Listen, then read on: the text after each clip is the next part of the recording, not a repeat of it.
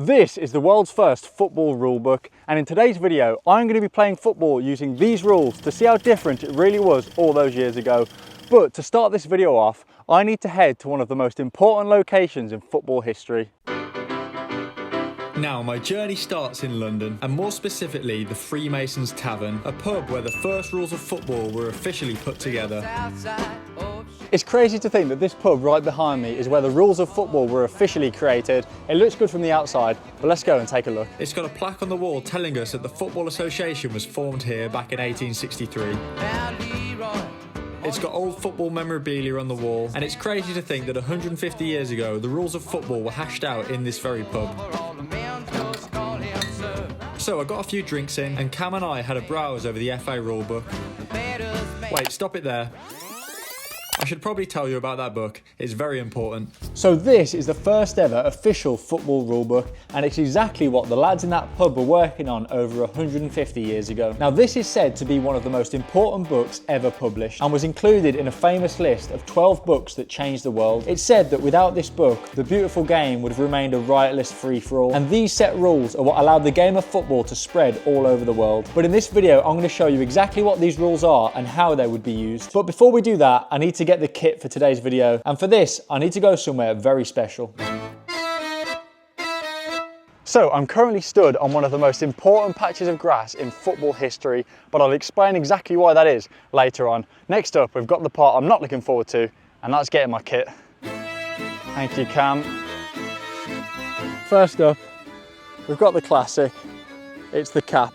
Can't go wrong with this thing. Oh no, these are shocking, man. These are the shorts. That is horrific. You know what? That's not too bad, to be fair. I'll take that. Then we've obviously got the football. What a beauty. Old school, old fashioned football. You love to see it. And we've got one more thing.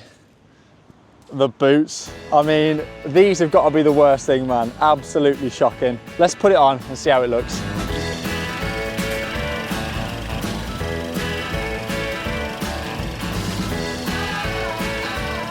This is the full kit. Oh my God. I feel smart though, to be fair. So I think the kit was looking pretty good, if I do say so myself. But next up, I needed some goalposts. Right, so now I'm going to set up my 1860s goalposts exactly as the rulebook says it should be done.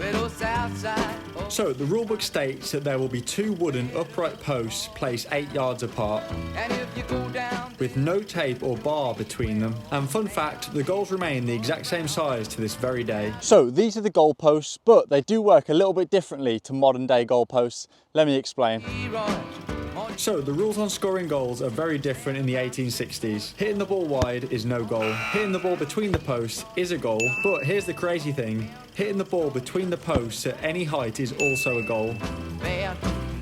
And as you can imagine, this makes scoring very easy. And I've got to say, I feel very sorry for the goalkeepers in the 1860s. But I'll take a proper look at goalies later on. Next up, what was the pitch like?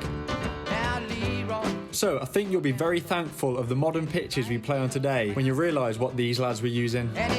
Let's start with the surface. It would often be very muddy, bumpy and far from flat, as there was very little pitch maintenance. And I'm using the term pitch very loosely here. They would likely just use any large patch of grass they could find. This was normal back in the day. Players played where they could. There was no proper football pitches, so you had to do with what you got. Now the size of the field was very different than it is these days. In fact, it was huge. The pitch would be around 200 yards long and 100 yards wide. That's almost twice as big as a modern day pitch, which is insane. But a lot of the time there was no real consistency to this, as it was basically up to whoever was organising the match to decide. There was also often no clear pitch markings, so it was often disputed whether the ball was actually out of play. Right, so next up, I'm going to put myself through an 1860s style football training session and see how it compares to the modern day. Let's get going. So, modern day training sessions include state-of-the-art equipment with science-based training methods to maximise performance. But back in the 1860s, this was very different. So I'm going to show you what a football training session would have been like 150 years ago. So the training session would start off with a little jog.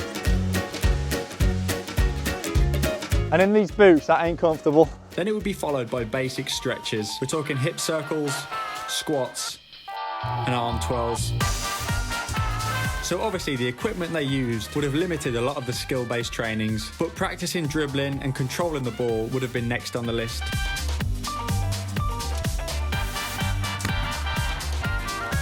although I doubt many of the players would be doing it around the world in the 1860s. Next up would be training passing, which would have been difficult on this bobbly surface. Goalposts would then be set up, usually out of jumpers or stones, and then there would be some shooting practice. And then the training session would finish with a casual game of football. So that should give you an idea of what football training was like back in the 1860s. But now we're going to head to one of the most important locations in football history. Let's go. So this is one of the most important patches of grass in football history. At 2:15 p.m. on Friday the 20th of November 1863, the first ever game of football using official FA rules was played here on this park, Parker's Piece, and that changed the course of history forever. So this park right here is where the rules of football were first tried and tested by a group of Cambridge University students. The list of 13 set rules, known as the Cambridge Rules, are commemorated by this stone monument, which lists all the rules in 7 different languages. This just shows the incredible reach they had across the world. It's said that these 13 set rules embrace the true principles of the game with the greatest simplicity, and I don't think any of the players at the time could have imagined just how important that game of football would be. So the FA rules changed the focus of football to skill over strength, and it became a gentleman's sport. It's also thought that Parker's Piece is where modern day passing tactics were first put into place.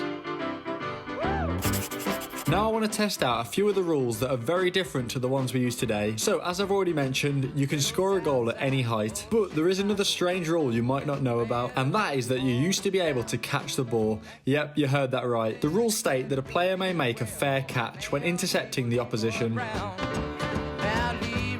but the player must drop the ball to his feet and not carry the ball. To be fair, I've got a few mates with terrible first touches that could do with this rule coming back into play. Back in the 1800s, football was a violent game,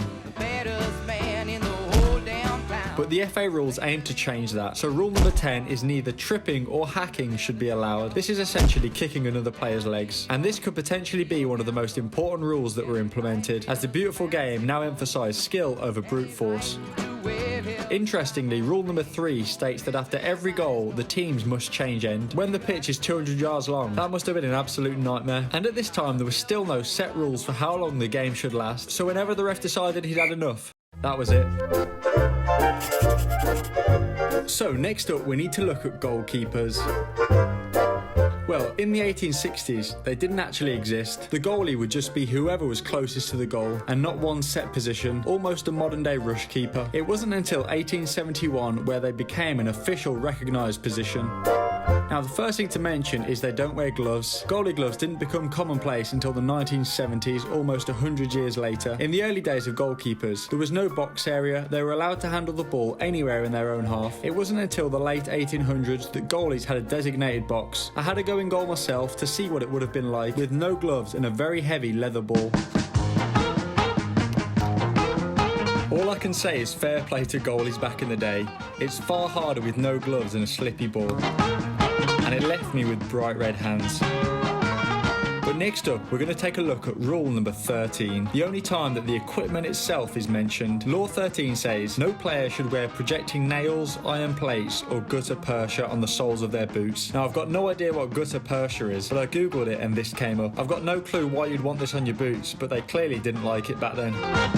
But next up, another rule that has changed was the rule regarding shooting. So the rules around shooting back in the day were interesting because you're actually allowed to kick the ball out of your hands, and in boots like this, that's very welcome.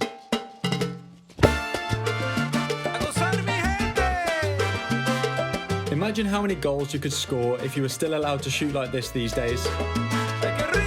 Now, you'd think the games would be super high scoring back in the day. I mean, with shooting techniques like this and goalposts with no crossbar. But the first ever official game of football ended in a 0-0 draw. Now let's take a look at free kicks in the 1860s.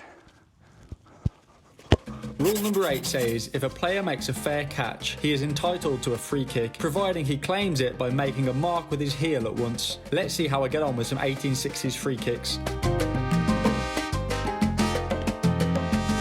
Now, we've had a look at free kicks, but what about penalties? Well, in the 1800s, they literally didn't exist. They just had direct free kicks in the box. It wasn't until 30 years after this rule book that the penalty kick was introduced.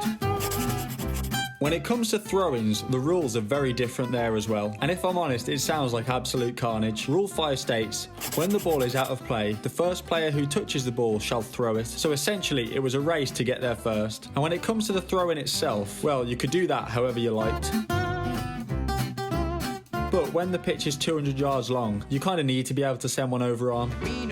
So it's hard to overstate just how important this rulebook is in the history of football. These 13 set rules made the game what it is today, allowing it to become the most popular sport in the world and making a shift from a violent game to a skillful one. And I'll leave you with one final fact from the early days of football. Because there were no penalty shootouts, if after the game was finished there was no winner, they would simply flip a coin to decide. Good game, sir.